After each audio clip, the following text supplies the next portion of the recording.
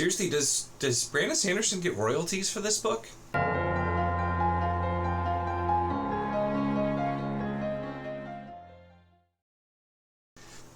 Hello and welcome to my channel. In this video, I'm going to be talking about Foundryside by Robert... Oh, wait a minute. Oh no, this is just the book it ripped off. My mistake, sorry.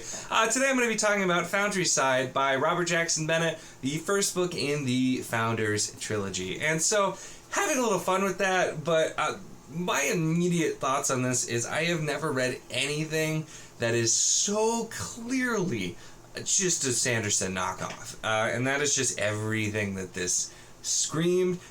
Specifically Mistborn a lot. There's some Warbreaker, there's some Stormlight, but it's really just seemed like the author here had a very vague idea for a story and just decided to use Sanderson's stories to fill in all of the gaps, and that's how much the book felt for me. And yeah, it was just really derivative for me. So Foundryside, let's talk about what it is, and I feel like if you haven't read it, this will kind of prove my point if you've read Sanderson. But Foundryside follows a younger girl who is a thief and gets mixed up into plots and things much bigger than she understands, and also gets involved with a sentient inanimate object.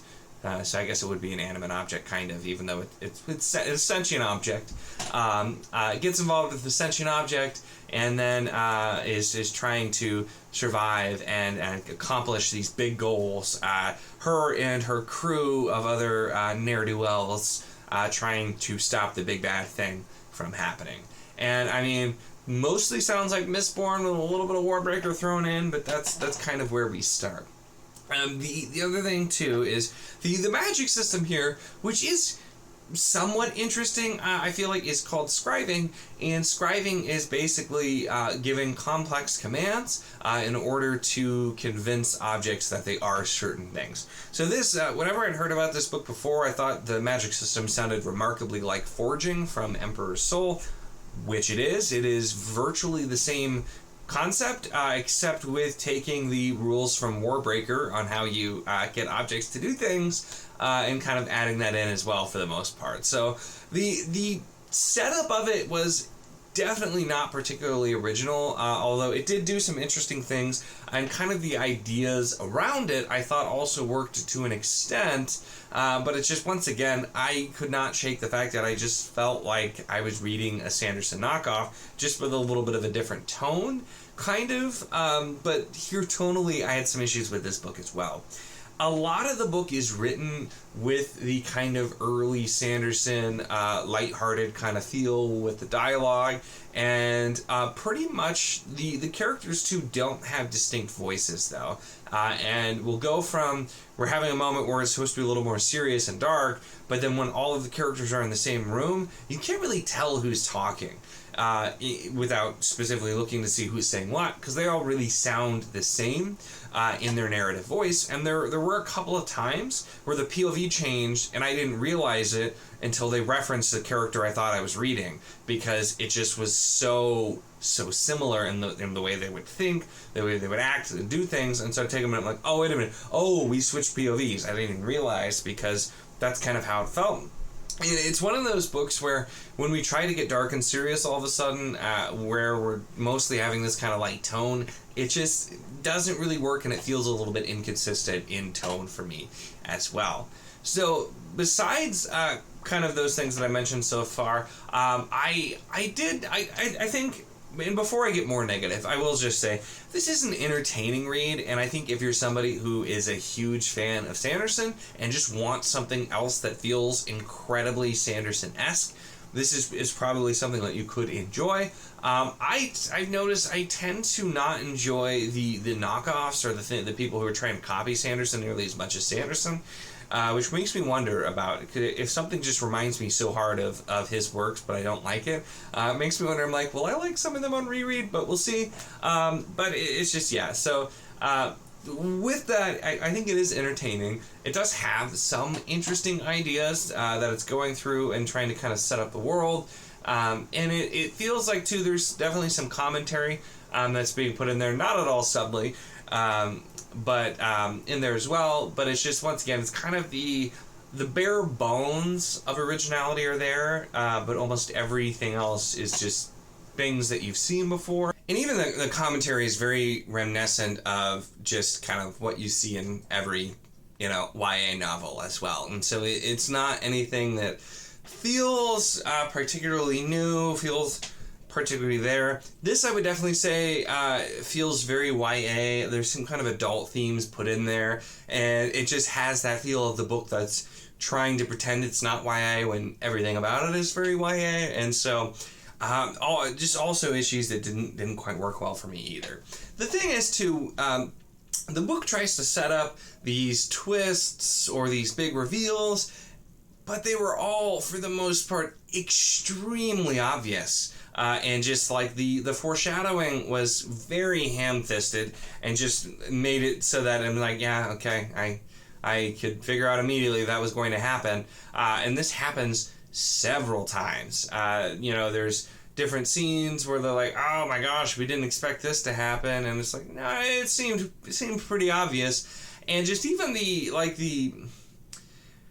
motivations of the characters, for the most part, also, especially the kind of the villains.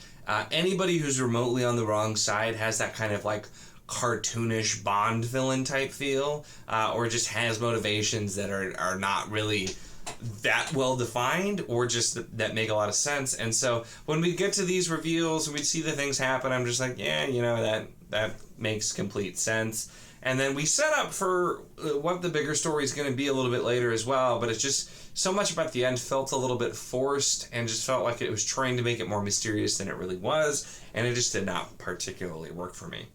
I do want to talk about a few other things that are going to involve spoilers, so I will have timestamps, but we're going to switch to some spoilers here now, and then I'll have a timestamp where you can skip past the spoiler section if you have not read this, and get to kind of the final thoughts, the last look there, but from here we'll start the spoiler section. So I mentioned things in kind of a non-spoiler way, but being a little bit more specific here on just a couple of the points that I noted. One of the things that I didn't want to talk about, because it's not a huge spoiler, but it is somewhat of a spoiler, is the kind of the use of scribing and the use of the discovery trope, I guess is what I would probably refer to it as, where we have lots of scenes where like they discover how to do something with scribing, but instead of it being cool, because like they're doing something that seems impossible, or they're figuring these things out that are really, really interesting, it's like, no, they're figuring out how to do like things, or they're figuring out aspects of the world that we know about. Like there's early on, they're like, they've created this new thing, and it's a flashbang, and they use it several times. It's just a flashbang. It's a concept that we have, so seeing them discover it and use it as a weapon in the fantasy setting, not all that important. And then later we have all the discussions where they're figuring out how mass and gravity work, and it's just like yeah, that's how it works. And like I get that you're using it for the story, but it's just like you're having these characters discover these things, and I feel like having them make discoveries that are more relevant to the fantasy aspect instead of tying it back to things that we already know, it just kind of made it a little bit less exciting for me. Like I'm reading a fantasy book, having people discover things that exist in our world or figure out how to do things with the magic system is just a lot less impressive than having them figure out how to do something really crazy and interesting in their world specifically. There's also one where they figure out how to use the scribing to basically like record sound like a phonograph, or like later like a record player, and it's just like once again, it's just these are real things. Maybe the idea is to kind of show the technology level, I guess, but it's just not all that interesting, and they're like amazed and they don't think these things are possible, and I'm like, yeah, these things are possible for the most part without magic, and so it's not really all that impressive when your magic system can do that. The big thing too that I just thought was kind of dumb is we have the villains, and specifically we have the lady Estelle and her husband until the end, Tomas, and Tomas is just absolutely the stereotypical villain who's just an idiot and gives you the idea of how were you even this successful, and so him being manipulated by his wife without him knowing about it, I'm like, yeah, that's not surprising, because if you try to tell me that he managed to have all the success being who he is, being incredibly dumb, just be like, no, I want my way. You're going to do whatever I say. I don't care about your science behind the scribing. And when I'm like, yeah, how is that person going to be successful? It's just having all of that and him being paranoid and not suspecting his wife. But then Estelle, the big bad who's trying to become a Hierophant, kill thousands of people and take their power because she has daddy issues. Like, that's her motivation. That's it. There's not more. She's becoming like basically a godlike evil person because of that. And you know, it just seemed to be quite a stretch.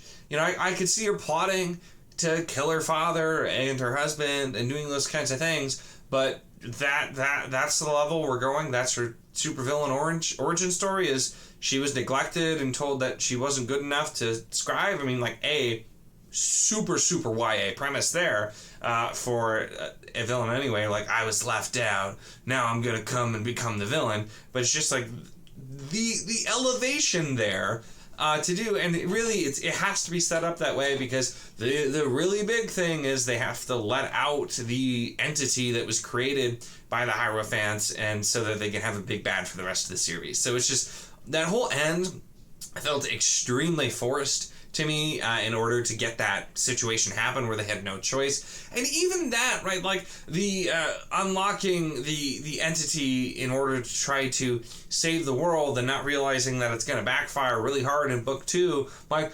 literally the plot of Mistborn book 2. I mean, like, it's really derivative, even with the big things. And so trying to have it feel like it's anything original it just did not particularly work for me. Those were a couple of the other specific things I felt like I wanted to talk about in a spoiler fashion and just have it work. The other big one is with Gregor Dandolo, who we find out that he's been scribed and he can't die, and I'm like, you basically beat me over the head with that, Robert Jackson Bennett, trying to communicate that to me, that he somehow survived a situation that he shouldn't, that his family was involved in scribing a human being once, that I know you'll always come back, like all the pieces that he puts together later, I'm like, I put together immediately. Like, it was not subtle. It was not subtle at all. It was very just like throwing it in your face. And if you're going to make it that obvious, at least don't act like I'm supposed to have not figured it out later in the story either, because that just really ends up annoying me when you do something like that. It just is not needed. So, jumping to my overall thoughts, now that I've got a lot of my complaining out, this is a book where I feel like there is a story to tell here, but it was just, instead of trying to tell a unique story, the entire experience was just very derivative, very, just taking heavily from another author. And I know all authors are going to take aspects from other authors, and that's kind of how you figure out what you want to write, is taking those aspects. But to take probably 75% or more of the elements of your story from one specific other author like that, it's just like, I don't understand why you think that's a good idea. And just so many other pieces of the way the story is written as well just were not particularly compelling because of the issues with the tone, because the reveals and the twists were just really thrown at you and beaten into your head, so that it seems really obvious by the time that you actually get any of these reveals. And so it's just this. There was some entertainment here. This is the kind of thing that if you don't overanalyze it and just kind of read through it, I think you'll enjoy it more than I did. And there were parts that were somewhat entertaining and going in there. And I don't think this is a terrible book. I settled on 3 stars for this. It barely made it up. Maybe I'm rounding up in my head, but that's kind of where I settled, as on a 3-star rating, because it is not a terrible book and it's not a poorly written book. It's just very, I guess adequate at best for me. It's not really anything original. It feels like a complete knockoff of stories that I've already read, and it didn't really do anything to pull me in. So I finished the book. It wasn't a DNF, and I just want to note too, Sanderson even blurbed it. So I don't know, maybe Sanderson's okay with it. Maybe Sanderson secretly was getting royalties here. Just the whole thing reminded me of the thing with the music industry where like an artist will be like, your song sounds too similar to mine. You have to add me as a co-writer on the song, and they do. I just expect to see like Robert Jackson Bennet and Brandon Sanderson on here.